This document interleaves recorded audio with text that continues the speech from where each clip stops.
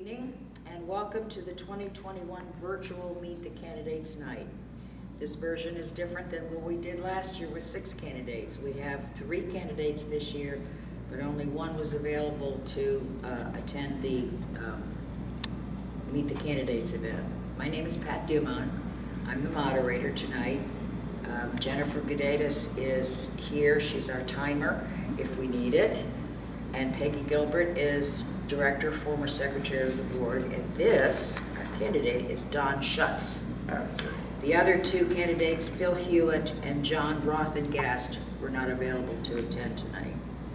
We're socially distant, as we were last year, so we're keeping everything very calm and quiet here. Al Ashour is the videographer, and he will be uploading everything to YouTube. Within 2 weeks. Within 2 weeks. I got a cue from it, within 2 weeks. And that way all the residents or the property owners will be available to see the event.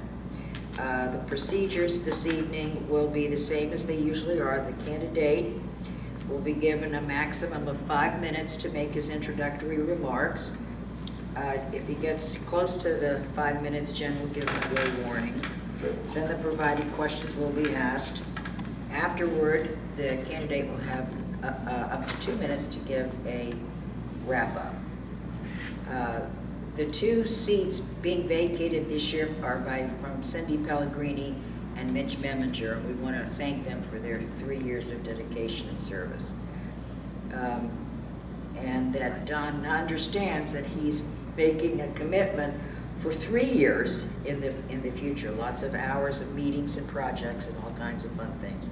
This is a major commitment that these 3 gentlemen are making, so we appreciate that.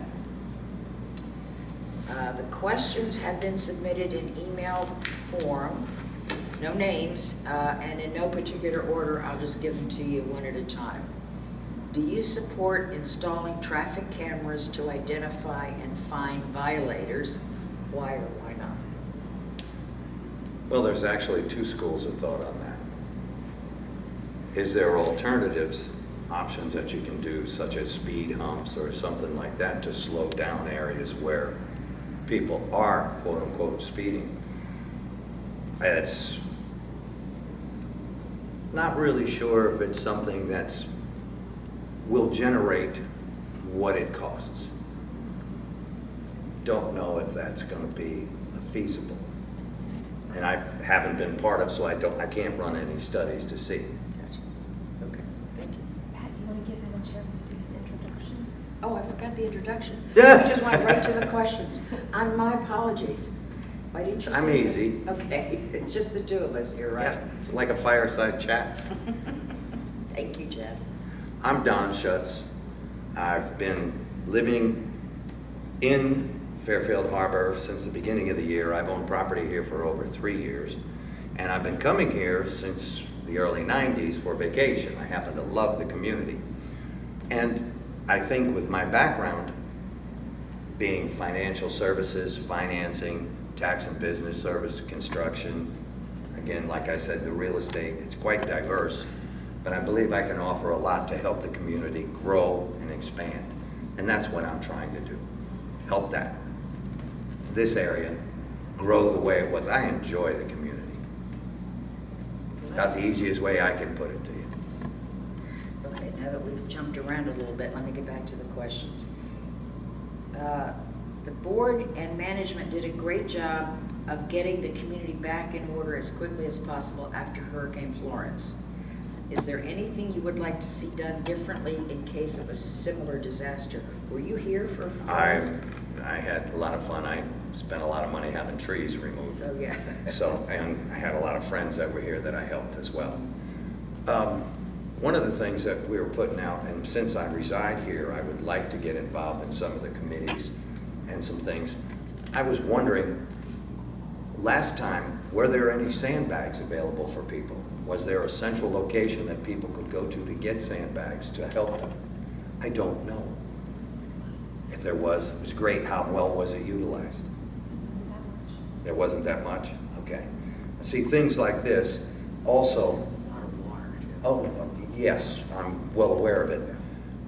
There's some of the areas that I know were hit pretty hard, and as I've been driving around and I'm looking, and it's been some of the questions on the meetings that I've been on with the Zoom, clearing out some of the ditches and some of the drainage to get to the holding ponds and whatnot, because they've gotten so overgrown.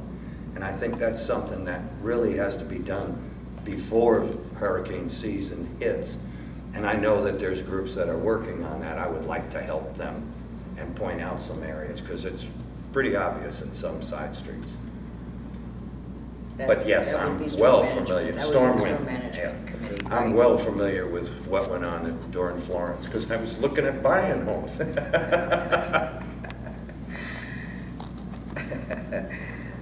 Next question, how important do you think it is to build another clubhouse or recreational complex? What would you like to see built? Actually, both. I would like to have an area that people could use, but there would also be rooms that could be rented out, which would be a revenue generator for the community. I think that's really important. And I was down when the old one was pretty lively, you know, in the 90s. And that was a lot of fun. And I'd like to see that come back where people in the community could actually use it and do some things as well, okay? I personally believe there's a lot of talent in this community that really would like to share it.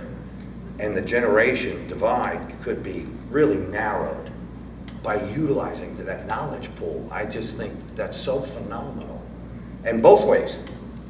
You know, you have young people that know computers and technology and whatnot, and you have retired people that go, I have to ask my grandchild to do it.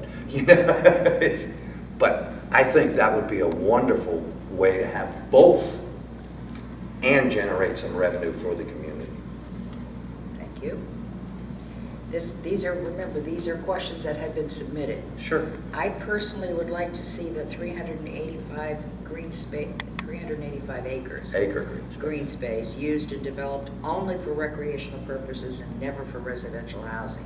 How do you feel about the possibility of utilizing some of the green space for housing, for more housing? How would you like to see the 385 acres used in the future?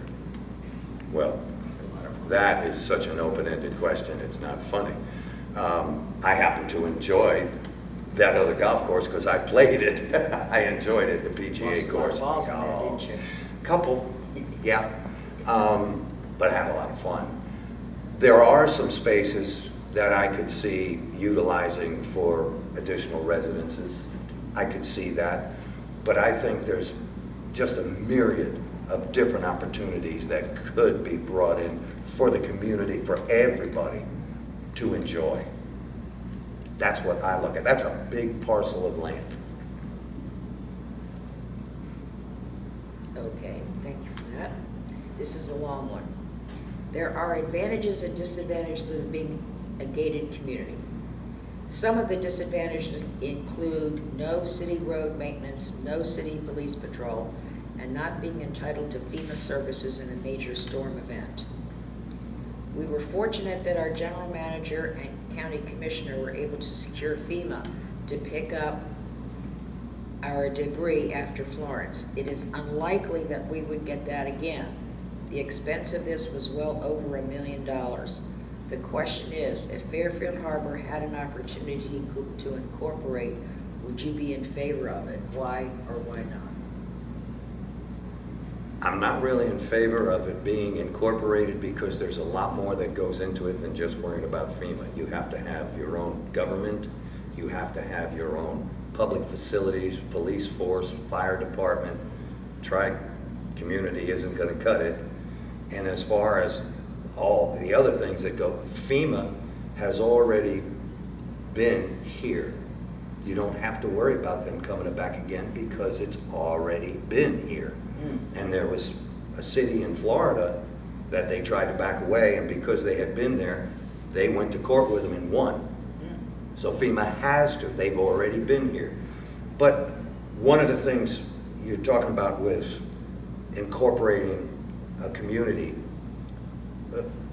we get back to the FEMA, the storm.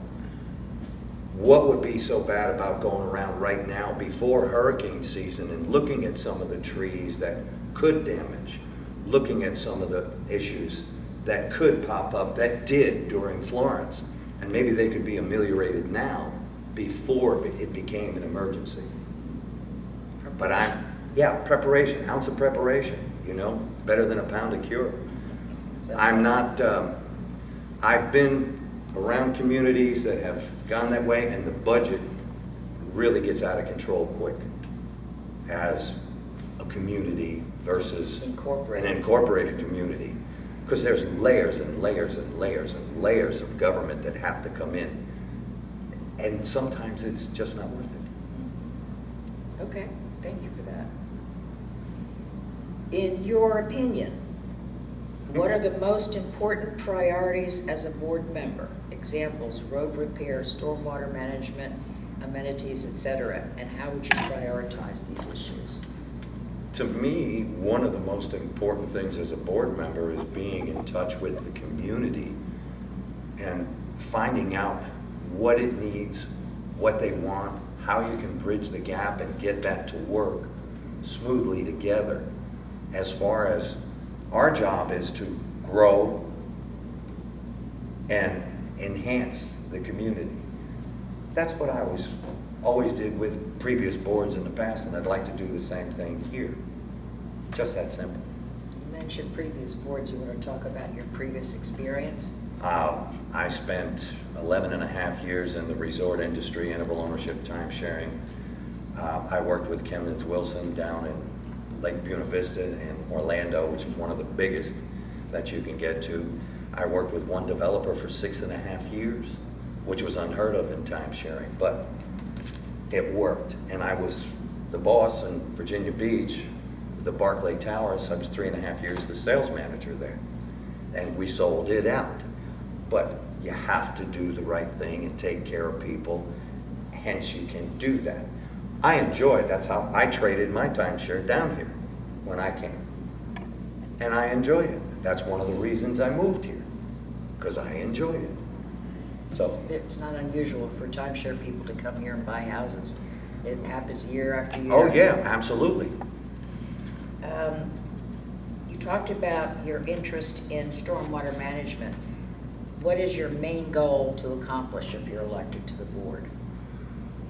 To take some of the areas that are bad and correct some of the problems as quickly as possible. And it's being incommunicado with the people that have been through that hardship. And I know personally, I know a few of them that have been saying, I can't get this clean because there's the fiber optic cable that's running across the streets, the driveways, which is still an issue in some areas, which of course nobody can get in to do some of the drainage and some of the work that needs to be done.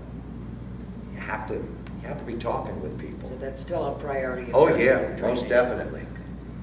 Because if not, some of the problem's gonna happen again. Right or It's wrong. not fixed. Yeah.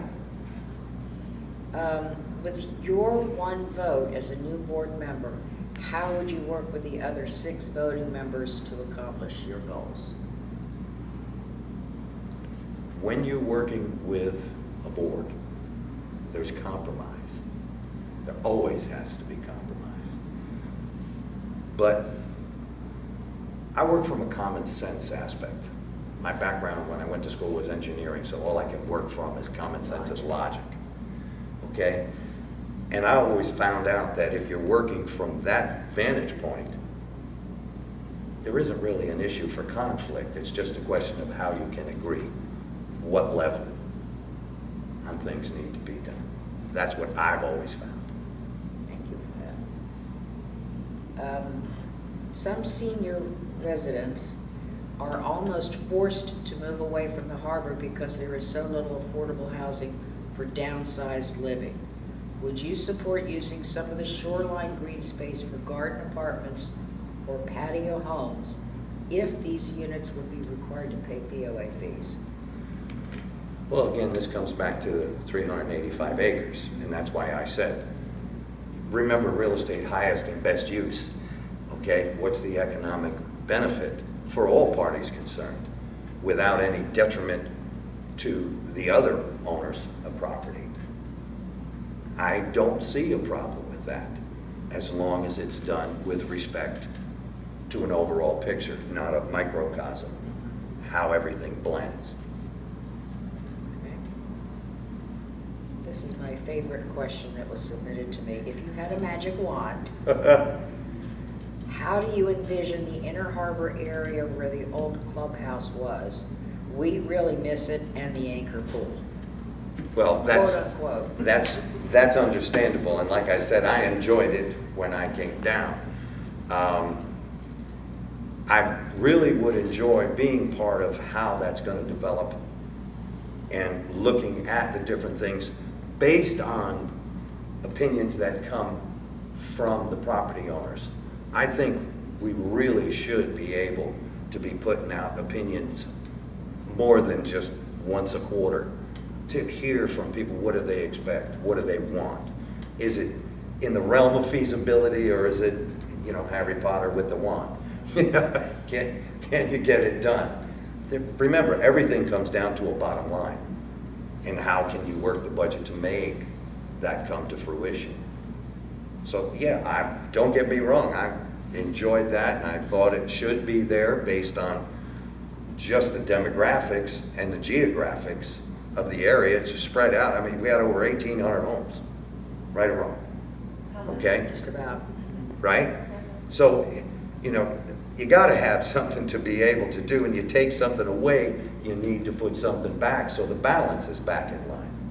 So I agree with that, but again, that's big picture. You've gotta figure out how to work it. And the anchor pool?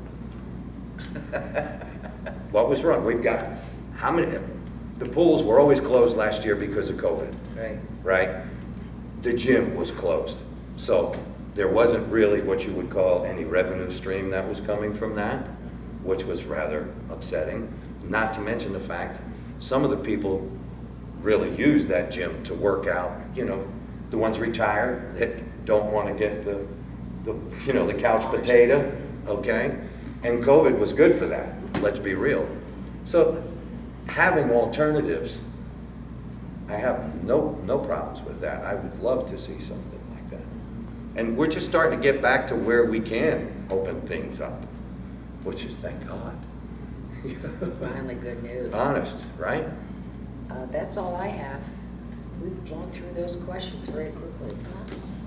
I told you, Evelyn would. Anything else?